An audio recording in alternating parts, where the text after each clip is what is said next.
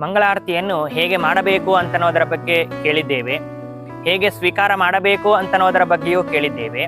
ಈಗ ಸ್ವೀಕಾರ ಮಾಡಿ ಆದ ಮೇಲೆ ನಮ್ಮ ದೇಹದಲ್ಲಿರತಕ್ಕಂತಹ ಕೆಲವು ಅಂಗಗಳನ್ನು ನಮ್ಮ ಕೈಯಿಂದ ಸ್ಪರ್ಶಿಸಬೇಕಾಗ್ತದೆ.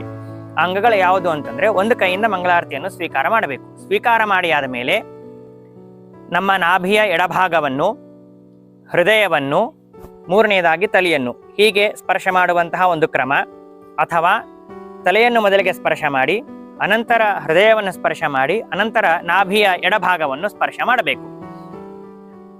ಬ್ರಹ್ಮಹತ್ಯ ಶಿರಸ್ಕಂಚ, ಆಮೇಲೆ ಕುಕ್ಷೌ ವಾಮೆ ವಿಚಿಂತಯೇತ್ ಎಂಬುದಾಗಿ ಪ್ರಮಾಣ ಇದೆ. ಆದ್ದರಿಂದಾಗಿ ನಾಭಿಯ ಎಡಭಾಗದಲ್ಲಿ ಪಾಪ ಪುರುಷ ಇರ್ತಾನೆ. ಆದ್ದರಿಂದಾಗಿ ಆ ಪಾಪ ಪುರುಷನನ್ನು ಒಣಗಿಸಿ ಹೃದಯಕ್ಕೆ ತಂದು ಅಲ್ಲಿ ಸುಟ್ಟು ಹಾಕಿ, ಅನಂತರ ಶಿರಸ್ಸಿನಲ್ಲಿರತಕ್ಕಂತಹ ಅಮೃತದಿಂದಾಗಿ ನಮ್ಮ ಶರೀರವನ್ನು ಶುದ್ಧಿ ಮಾಡಬೇಕು. ಇದೊಂದು ಕ್ರಮ. ಅಥವಾ ತಲೆಯಲ್ಲಿರತಕ್ಕಂತಹ ಅಮೃತವನ್ನು ಹೃದಯಕ್ಕೆ ತಂದು, ಆ ಹೃದಯದಲ್ಲಿರತಕ್ಕಂತಹ ಅಗ್ನಿಯನ್ನು ನಾಭಿಗೆ ತಂದು, ನಾಭಿಯ ಎಡಭಾಗದಲ್ಲಿರತಕ್ಕಂತಹ ಪಾಪ ಪುರುಷನನ್ನು ಸುಟ್ಟು ಹಾಕುವಂತಹ ಒಂದು ಕ್ರಮ. ಆದ್ದರಿಂದಾಗಿ ಮಂಗಳಾರತಿಯನ್ನು